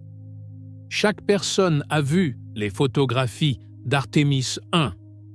Et chaque personne regarde un écran qui est devenu noir et attend qu'il revienne à la vie. À l'intérieur de la capsule, l'équipage peut voir le plasma à travers les hublots. Ils peuvent sentir la décélération les plaquant dans leur siège. Ils peuvent entendre le grondement et le rugissement de la friction atmosphérique transmis à travers la structure. La capsule tremble. Le bouclier thermique fonctionne ou il est en train de défaillir, et il n'y a aucun moyen de savoir lequel tant que les jauges de température sur la structure intérieure ne racontent pas l'histoire. Le matériau change toutes les 20 secondes pendant la rentrée. Il se carbonise, dégaze, s'ablate, se fissure, se restructure au niveau moléculaire. Les modèles ne peuvent pas capturer une substance qui se transforme en temps réel sous des températures qui feraient fondre l'acier. Les secondes passent. Le plasma commence à s'amincir. La lueur orange à l'extérieur des hublots s'estompe. Les forces G diminuent. La capsule ralentit. Elle a traversé le pire du chauffage. La température extérieure chute. L'atmosphère s'épaissit. La traînée absorbe la vitesse. Le contact radio est rétabli. Le contrôle de mission entend une voix. Les écrans de télémétrie vacillent et reprennent vie. Les données affluent. La capsule est intacte. Le bouclier thermique a tenu. L'équipage est vivant. Mais ils ne sont pas encore rentrés. À environ 11 000 mètres au-dessus de l'océan Pacifique, la séquence de parachute commence. C'est le système de parachute le plus complexe jamais embarqué sur un vaisseau spatial habité. 3 petits parachutes se déploient d'abord, tirant un couvercle protecteur du compartiment de stockage des parachutes principaux. 2 parachutes stabilisateurs de 7 mètres de diamètre se déploient à environ 7300 mètres, stabilisant la capsule et la ralentissant à environ 500 km/h. 3 parachutes pilotes se déploient à environ 2900 mètres, extirpant 3 parachutes principaux, chacun de 35 mètres de diamètre. Ces énormes voilures se gonflent par étapes entre 2400 et 1200 mètres. La vitesse chute de 500 km/h à seulement 27 km/h. 5 airbags se gonflent autour du sommet de la capsule pour garantir qu'elle atterrit à l'endroit quel que soit l'angle de l'impact avec l'eau. Et puis, l'amérissage. La capsule percute l'océan Pacifique, à environ 80 km au large de la côte de San Diego. La date est le 10 avril 2026. 10 jours après le lancement, plus d'1 million de kilomètres après avoir quitté le centre spatial Kennedy. Le retour le plus dangereux de l'histoire du vol spatial habité est terminé. Mais la mission n'est pas complète. Pas encore. Une équipe de récupération de la marine attend sur l'eau. Et la première chose qu'elle doit examiner est le bouclier thermique. La capsule Orion flotte dans l'océan Pacifique. Son extérieur blanc est noirci et brûlé par la rentrée. Les 5 airbags autour de l'anneau supérieur la maintiennent à flot, en position verticale. L'écoutille est au-dessus de la ligne de flottaison. À l'intérieur, 4 astronautes sont vivants. Ils ont été dans l'espace pendant 10 jours. Leurs muscles ont commencé à s'adapter à la pesanteur. Leurs systèmes cardiovasculaires se sont recalibrés pour un monde sans gravité. Et maintenant, la gravité est de retour. Chaque mouvement semble lourd. Leurs têtes se sentent étranges. Le fluide qui a flotté librement dans leur corps pendant la semaine et demie passée se précipite vers leurs pieds. La Terre semble peser plus qu'ils ne s'en souvenaient. L'opération de récupération est en mouvement depuis des jours. Des plongeurs d'élite approchent la capsule pour vérifier les fuites chimiques et les résidus toxiques d'hydrazine. La capsule est remorquée dans le puits inondable d'un navire amphibie. L'écoutille s'ouvre, l'air frais s'engouffre. Après 10 jours d'atmosphère recyclée, la brise du Pacifique doit être une révélation. L'équipage est aidé à sortir avec précaution, désorienté par le retour de la gravité. Mais pendant que les équipes médicales s'occupent de l'équipage, les ingénieurs se concentrent sur autre chose. Le bouclier thermique, le dessous de la capsule Orion, est la première chose que l'équipe de récupération examine en détail. Comment l'AVCOAT s'est-il comporté avec le profil de rentrée directe? S'est-il fissuré? Quelle quantité de matériaux a été perdue? Les sillons sont-ils similaires à ceux d'Artemis 1 ou différents? Le schéma est-il cohérent avec les modèles de la NASA ou montre-t-il un comportement inattendu? Ces données ne sont pas académiques. Elles détermineront l'avenir de tout le programme Artemis. Si le profil de rentrée directe a fonctionné comme prévu, si le bouclier thermique s'est fissuré de manière gérable et a maintenu sa protection thermique tout au long, alors le pari de la NASA est validé. La décision de voler sans un essai inhabité est rétroactivement justifiée. Le programme avance. Si le bouclier s'est comporté moins bien que prévu, le programme fait face à une crise. La NASA a annoncé une conception repensée pour Artemis 3, mais cette mission en orbite basse ne testera pas le bouclier à pleine vitesse lunaire. Le vrai test ne viendra pas avant Artemis 4, ciblé pour 2028. L'inspection post-vol prendra des semaines. Camarda regardera. Olivas regardera. Chaque ingénieur de l'industrie aérospatiale regardera. Les photographies seront les images les plus scrutées de l'histoire des systèmes de protection thermique.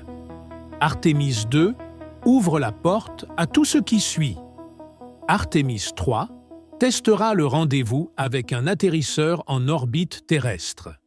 Artemis 4 sera le premier atterrissage humain sur la Lune depuis 1972, utilisant un système dérivé du Starship de SpaceX.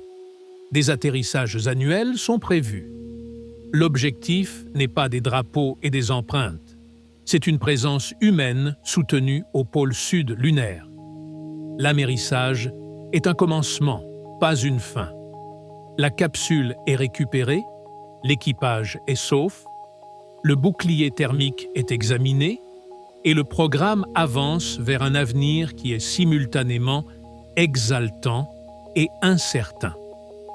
Parce que la prochaine mission sera plus difficile. Celle d'après sera plus difficile encore.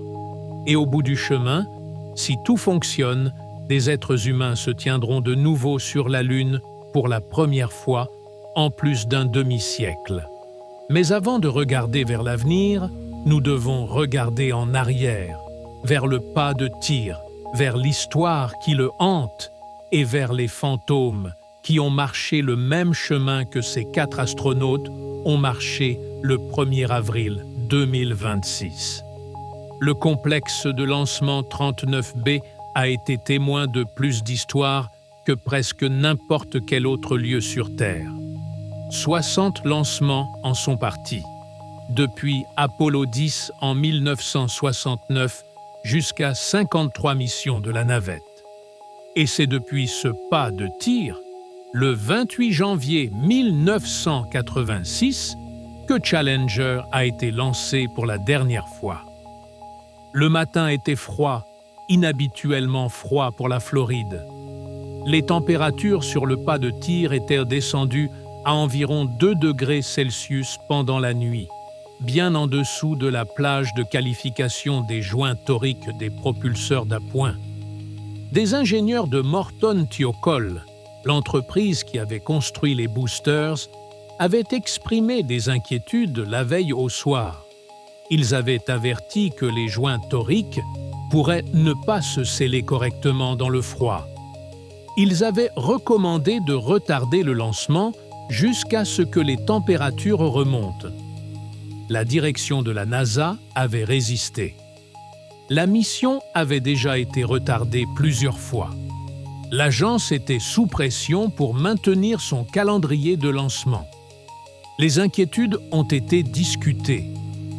Les ingénieurs ont été déboutés. Le lancement a eu lieu.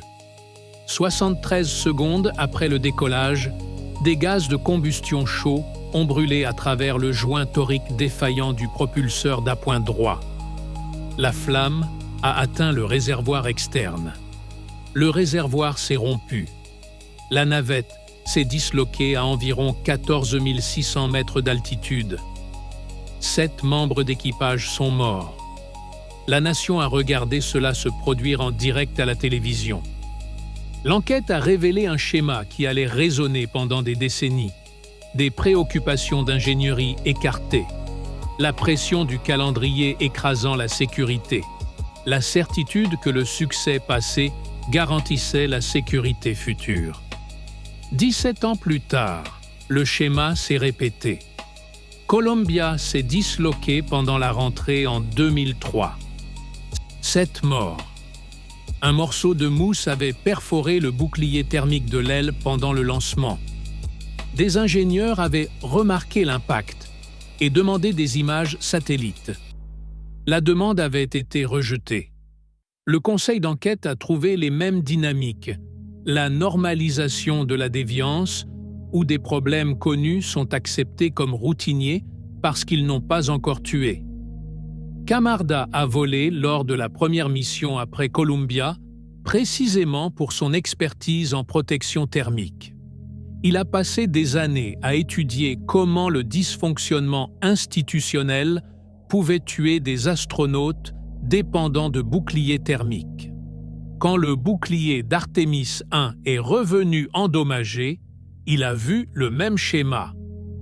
Ne laissez pas Artemis 2 devenir un autre Columbia, a-t-il écrit publiquement. La NASA conteste cette caractérisation. L'administratrice associée par intérim pour le développement des systèmes d'exploration a déclaré aux journalistes lors de la revue de préparation au vol que les discussions avaient été extrêmement approfondies, ouvertes et transparentes. Elle a dit que l'agence avait longuement discuté de la posture de risque et de l'atténuation. La revue a produit un vote unanime favorable. Mais l'unanimité dans une salle pleine de personnes qui ont passé des années à travailler vers une date de lancement n'est pas la même chose que le consensus parmi tous les experts qualifiés. Les personnes qui ont dit non n'étaient pas dans cette salle. Elles étaient dehors, parlant aux journalistes, publiant sur les réseaux sociaux et espérant avoir tort. La question qui hante le pas de tir 39B est simple. Artemis 2 aurait-elle dû voler en mode inhabité d'abord? La NASA aurait pu valider la correction du bouclier sans risquer 4 vies. Le coût aurait été 4 milliards de plus et 2 ans de retard. Ils ont choisi de ne pas le faire, poussés par la pression du calendrier, du budget, de la politique et par le jugement authentique de la majorité des ingénieurs que le bouclier tiendrait. Le pas de tir 39B n'oublie pas ses morts. L'équipage d'Artemis 2 a marché sur la même passerelle que l'équipage de Challenger 40 ans plus tôt. Ils ont pris le même ascenseur, signé le même mur et sont montés dans un vaisseau que certains experts ont déclaré inapte au vol habité. Il reste une question, la plus profonde, celle qui se trouve sous toute l'ingénierie, toute la politique et toute l'histoire. Pourquoi continuons-nous à faire cela? Pourquoi continuons-nous à envoyer des gens dans le vide? Entre 1972 et 2026, aucun être humain n'a quitté l'orbite terrestre basse. 53 ans. La Station spatiale internationale orbite à 400 km. La Lune est à 400 000. La différence est civilisationnelle. Chaque membre d'Artemis 2 est né après Apollo 17. Le savoir-faire pour envoyer des êtres humains au-delà de l'orbite basse a dû être reconstruit depuis zéro. Nous savions aller sur la Lune en 1972. En 2026, nous avons dû réapprendre.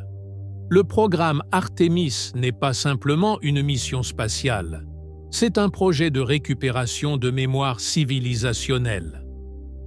La justification officielle est pratique. La Lune comme tremplin vers Mars. La Lune est à 3 jours, Mars à 7 mois. On teste les systèmes de maintien en vie, le blindage contre les radiations, la construction d'habitats dans un environnement où le sauvetage est possible avant de s'engager vers une destination où il ne l'est pas. C'est un défi qui parle aux ingénieurs du CNES à Toulouse, aux chercheurs du CNRS, aux techniciens d'Airbus Defence and Space qui ont assemblé le module de service européen, à tous ceux qui portent en eux l'héritage de la fusée Ariane lancée depuis Kourou et des instruments du télescope James Webb conçu à Saclay.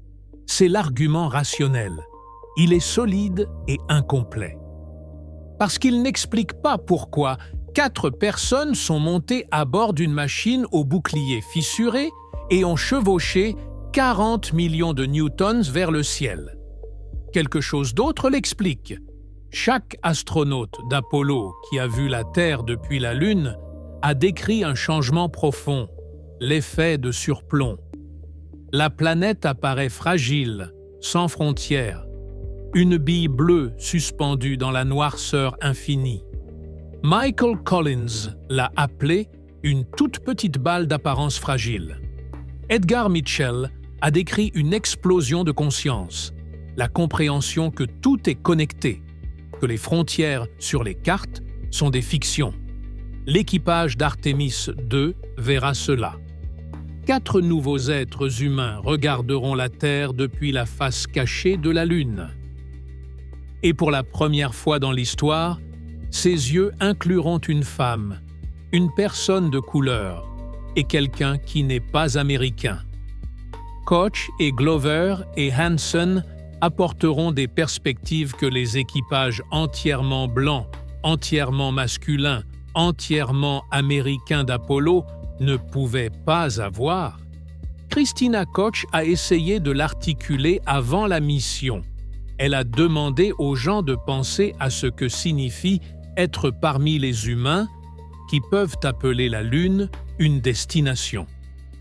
Pas quelque chose qu'on regarde, pas une lumière dans le ciel, un endroit où l'on va, un endroit vers lequel on voyage, un endroit qui fait partie de votre monde de la même manière qu'une ville de l'autre côté de l'océan fait partie de votre monde. Distant, difficile d'accès, mais réel, tangible, atteignable. Il y a quelque chose dans l'espèce humaine qui n'arrête pas de tendre la main. Ce n'est pas rationnel, ce n'est pas pratique. C'est le même élan qui a poussé les premiers humains à traverser le pont terrestre vers les Amériques. Le même élan qui a construit des bateaux pour traverser des océans quand rester sur le rivage était plus sûr. Le même élan qui a grimpé des montagnes qui n'avaient pas besoin d'être gravies et cartographié des rivières qui n'avaient pas besoin d'être cartographiées et posé des questions qui n'avaient pas besoin d'être posées. Artemis II est un vol d'essai.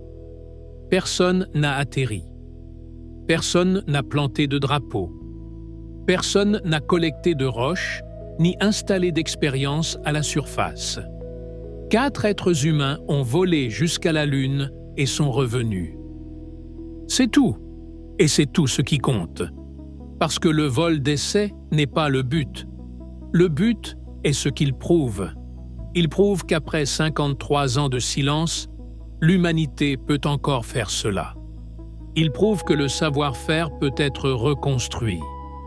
Il prouve que le bouclier thermique, malgré toute sa controverse, peut être géré. Il prouve que les radiations peuvent être endurées. Il prouve que 4 personnes peuvent vivre dans une capsule de la taille de 2 fourgonnettes pendant 10 jours et accomplir leur travail et maintenir leur concentration et ramener le vaisseau à la maison. Il prouve que nous pouvons y retourner. Et y retourner est le premier pas vers aller plus loin. La Lune n'est pas la destination. Mars n'est pas la destination. La destination est partout, chaque endroit où nous n'avons pas encore été, chaque horizon que nous n'avons pas encore franchi. Les 93 milliards sont réels. La controverse du bouclier est réelle. Le dysfonctionnement institutionnel est réel. Et rien de tout cela n'a changé la vérité fondamentale de ce qui s'est passé le 1er avril 2026. 4 personnes ont choisi d'y aller. Elles connaissaient les risques. Elles comprenaient les probabilités.